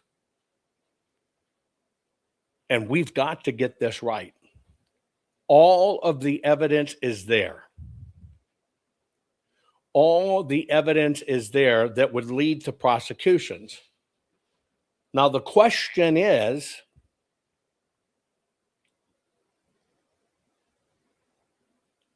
what do we get fixed? And how do we get it fixed? Personally, I think if we focus on the machines and it was Venezuela, we're not going to get shit. I don't buy it. And even if it was Venezuela, what happens in Venezuela stays in Venezuela and can't be prosecuted in the United States of America. So frankly, who gives a shit? This is the United States of America. I care about what happened in the United States of America. And the law says you fuck with the paper, that's a felony. Fuck with the machine, it's a boo-boo first. And if you really do convict it, it's $1,000 misdemeanor fine. If they would have got nailed for deleting those, we'll call it 1 million votes or whatever in Maricopa, based on, oops, we accidentally deleted it, it would have been $1,000 misdemeanor fine. But what we know we're looking at is hundreds of thousands of fraud, true fraud, by racketeering, felony at the state and federal level. I personally think when I look back, now I watch, I'm seeing it go on when you see Bannon kind of come on under, right? Big Nads, computer show with Jovan, Net Talk Live. Net Talk Live, all one word, Net Talk Live. Anyway, we're so far behind this 8 ball because it's all corrupted. I rose to the occasion to just do what was right for my country. People could see it. We could see the folds. They called for it. We get it done. But it really is a system that we're not in. We don't realize the power we have to control it, but we only control it if we speak up. We only control it if we keep repeating the truth. And we only control it if we beat down the crap that people sell. Fucking melt them on the prison bars. You got to stick to the law. You got to present prosecutable evidence. That's the way it works. Honestly, I don't know what's going to happen, but I do know the timeline. You're seeing it now because so many you're reading about the subpoenas, which weren't raids, and you're reading about the raids in Georgia, which was a raid, because this war is ongoing.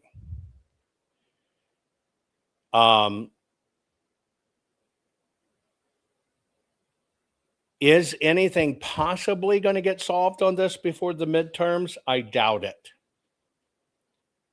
I doubt it. Thune kind of threw the SAVE Act underneath. The only thing we have left is the critical infrastructure option, which I put out there. That's the only thing that's technically left to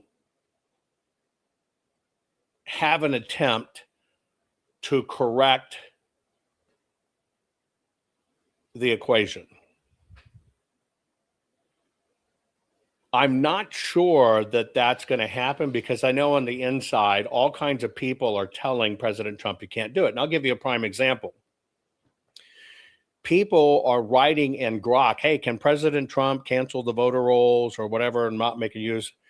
And Grok saying, no, that's not possible. Well, you're asking it wrong. And people are taking that as Grok. It's just as bad as Wikipedia. Grok's the definitive answer. If you want to ask Grok, you have to ask the right question. The first question is are our elections considered part of critical infrastructure? It will come back and tell you yes. You ask it, what part of our elections are deemed critical infrastructure? It will actually detail that for you. You got to ask it in a series of successive questions, okay? And then it's going to tell you it's the roles, it's the databases, it's the machines, it's everything. Okay. And God bless you, loyal patriot. Thank you, thank you, thank you, thank you, thank you, thank you, thank you.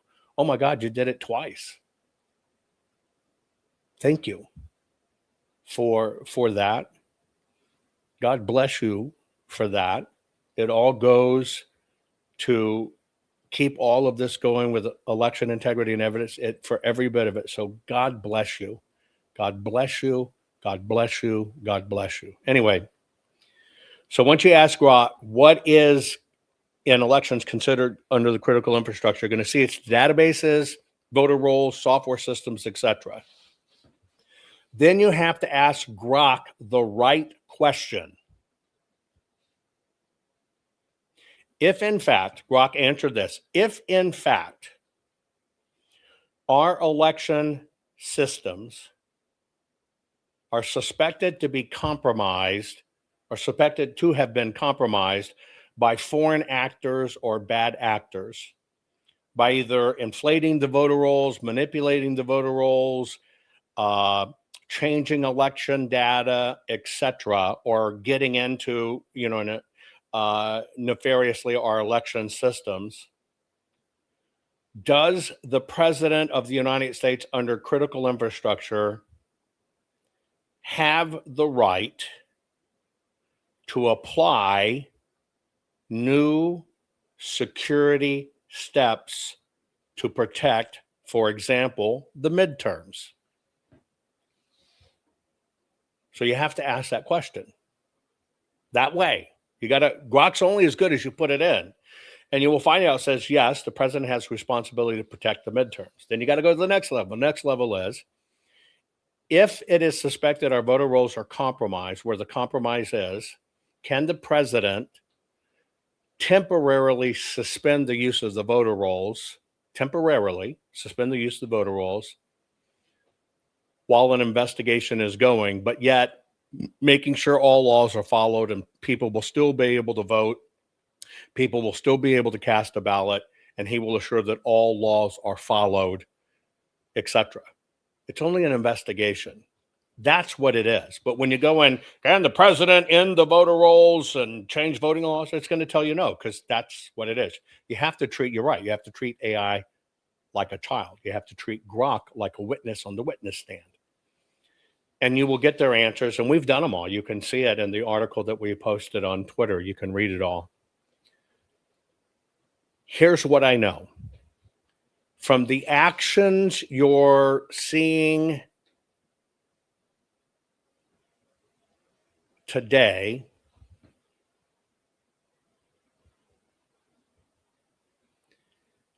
they will, from the actions you're seeing in Fulton and from the actions you're seeing in Maricopa, it's going to go like this. You're going to see a lot of activity about it. You're going to see a lot of people pushing it back, calling it bullshit. But there's going to be the ongoing investigation. You're going to watch possibly changes not occur, but you're going to see the midterm. And the midterm's not going to go well. All of this is going to heat up.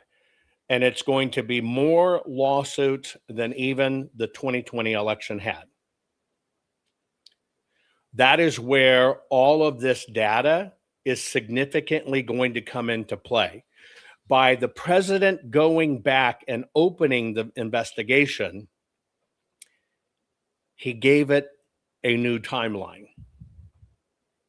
You understand that?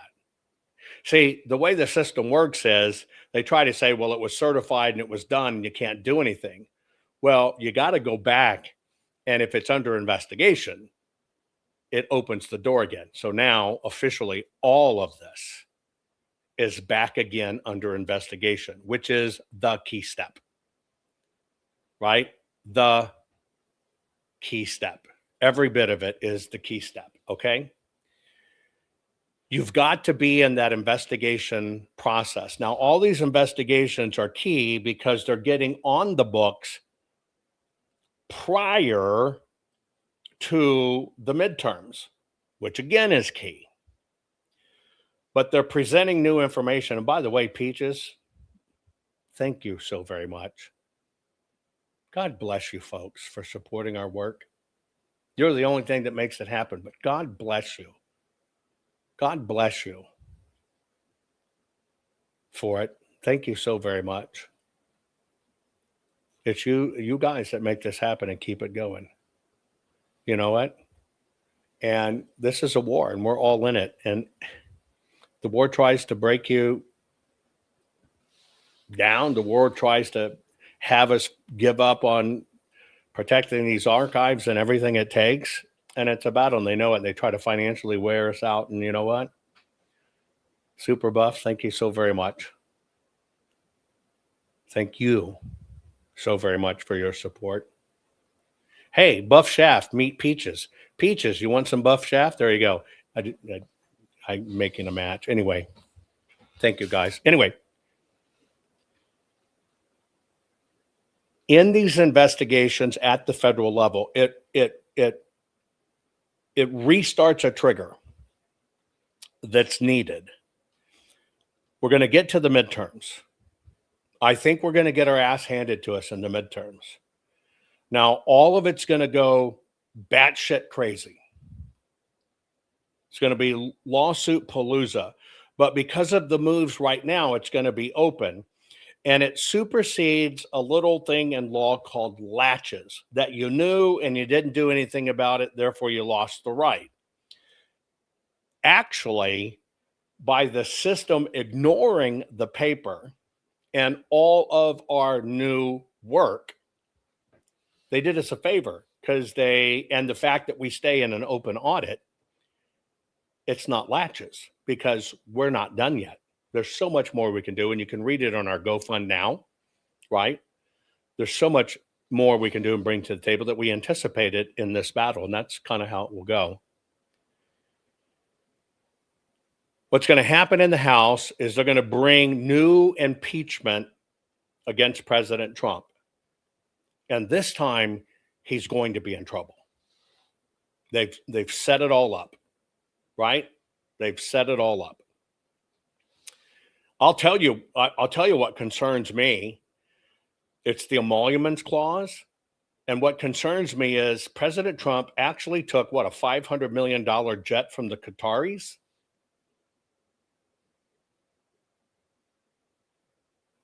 That terrifies me. And in that process, in the House, which is the one that has the power to bring charges, not only are they going to go after President Trump, but every one of us doing this particular type of fight like we're going to do, it's going to be all hell. They're going to come all after all of us. Because they're going to need the talk to stop. Now, I sit in a very kind of interesting seat, personally, with what we do, is if they do that, we get to actually bring even more evidence into the record, which is exactly what they don't want. Right? Now, at the same time this is all going on, I want you to understand all of the guys, it's the machines, my pillow, I saved the world. It's the program named after me, about me, because it's about me, named after me. And I want you to remember it's named after me. And I named it after me because I like me and you should like me. And it's all about me. Well,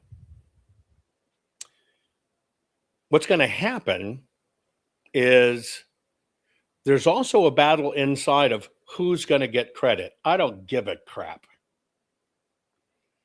But there's a few powers that be behind the scene that have been, should we say, big promoters, big speakers and media. And these guys are actually in a competition of who's going to get credit for saving the United States. I kid you not. I kid you not. I donated more than this one. No, I donated more than this one. Tristan Cash, thank you so very much for that very generous donation. Thank you. Thank you. Thank you. Thank you. God bless you. Thank you.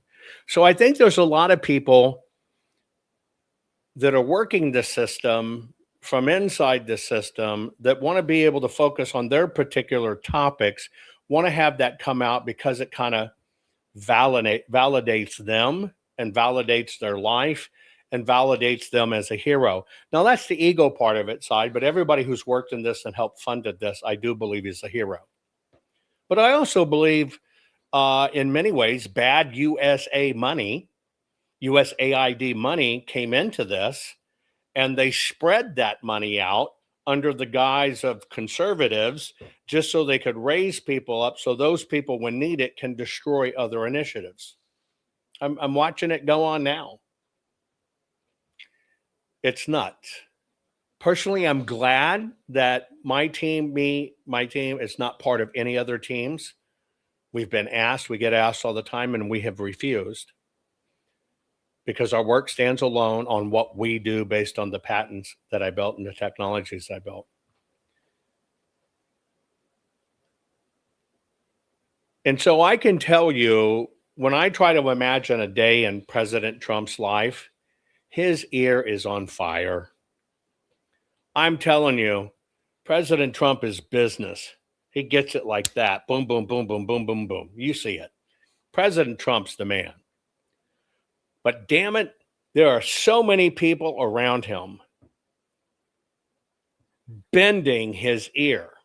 Like attorneys saying, you can't do it under critical infrastructure. You can't do this. You can't say the voter rolls are outlawed. And President Trump has to understand the nuances. No, it's a temporary pause for an investigation, which we have rights to do, which, by the way, the Democrats told us that everything was infected by Russia. And we want to make sure that I'm sure they told the truth. So we want to make sure that doesn't happen.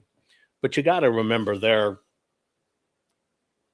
his eyes has been built over them, is being melted and being beat up, and people come in and write a big check, and he's over here, he's running the world. Come on. And he's left it to people that he believes or he wouldn't have put in, right?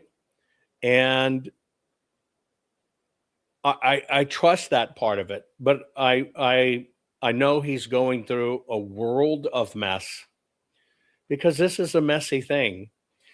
we knew about Mike Johnson and Thune before they came in, but yet the system got them in. When we needed them, they weren't there. Country girl, thank you so very much, dear. Thank you. Thank you. Thank you. Thank you for that very generous tip for our program. Thank you very much. The system's only out for itself. I told you when I began this, my client, you, it's the public. And we have interest aligned.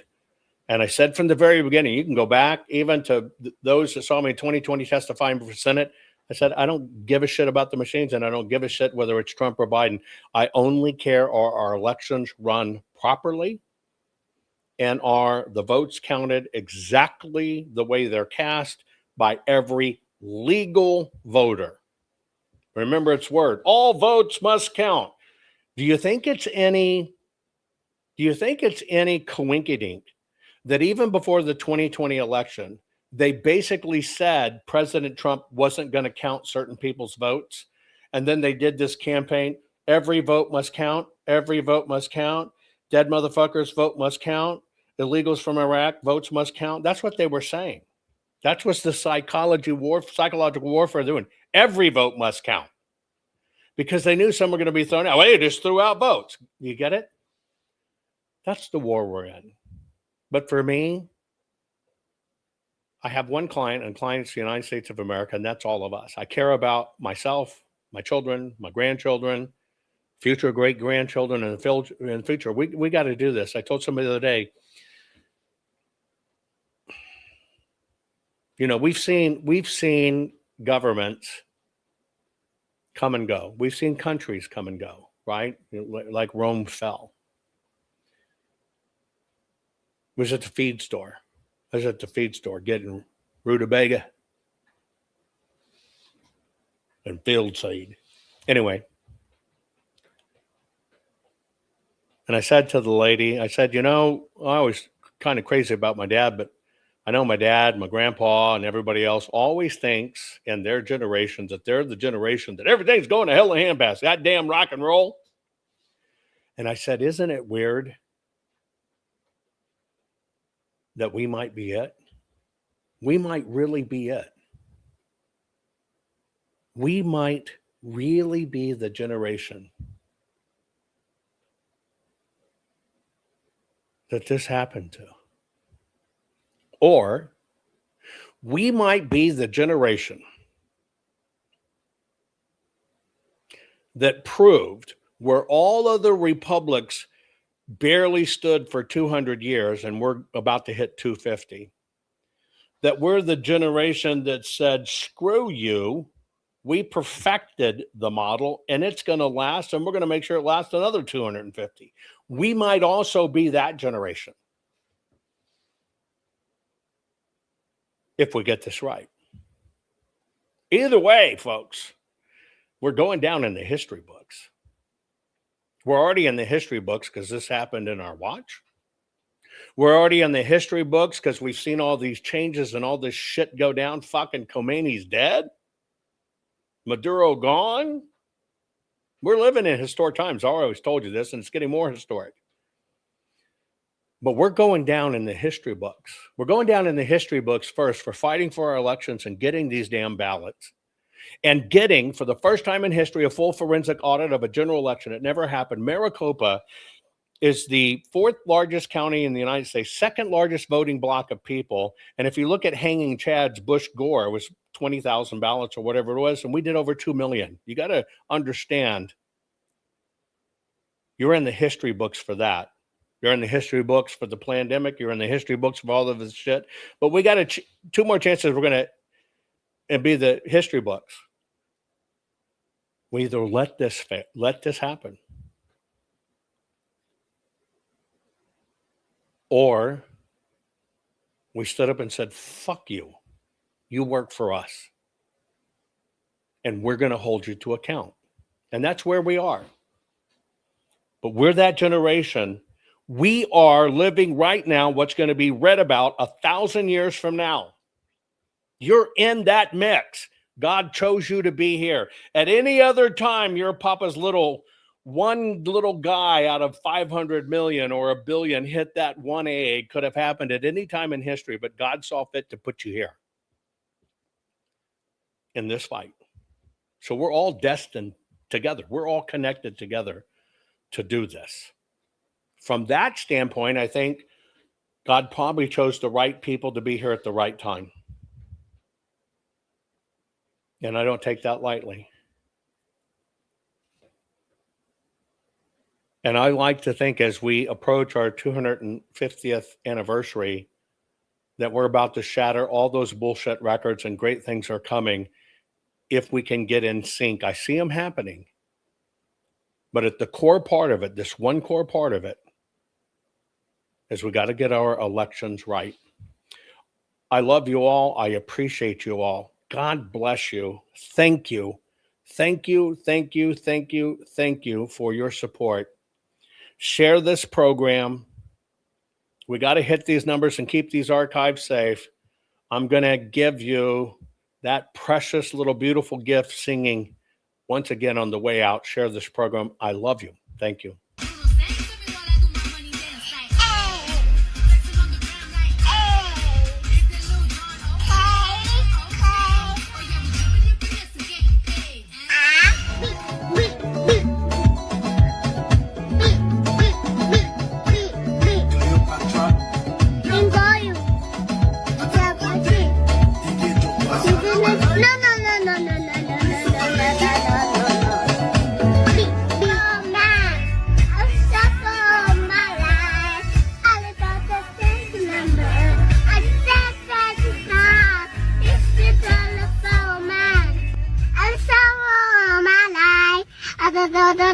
Number. How do you know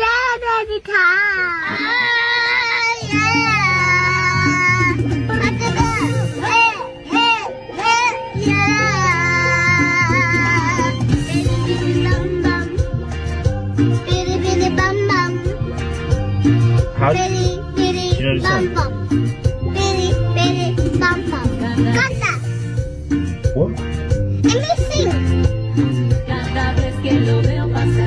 Yeah, but that was a long time ago, Daddy. I need some like more music. Do it for me. Oh, what's love got to do with it? What's love but a second-hand emotion? What's love got to do with it? Who needs a heart when a heart can be broken?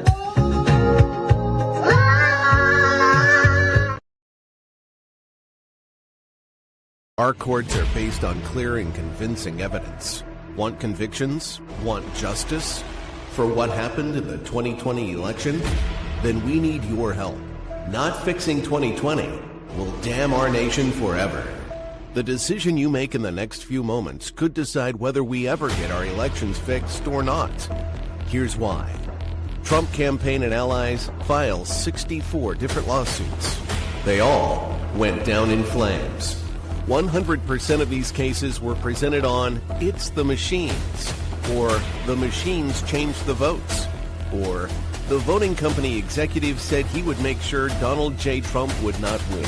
They all went down in flames. Why?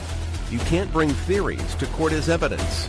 No supposed Zoom call or six-degree polynomial math theory or census data is or ever will be proof of fraud. You can't bring theories to court as evidence. Here's why. In both civil and criminal law, the side making a claim carries the burden of proof, and prosecutors must prove guilt beyond a reasonable doubt. Without physical or otherwise verifiable evidence, a case cannot meet this high threshold. Physical evidence is the key. The question is, did anyone get relevant, reliable, provable, testable, and duplicatable evidence of what really happened in the 2020 general election? And the answer is yes, absolutely. The full forensic audit of Maricopa County, Arizona is the only evidence-gathering work which gathered relevant, reliable, provable, testable, and duplicatable evidence of what really happened in the 2020 general election.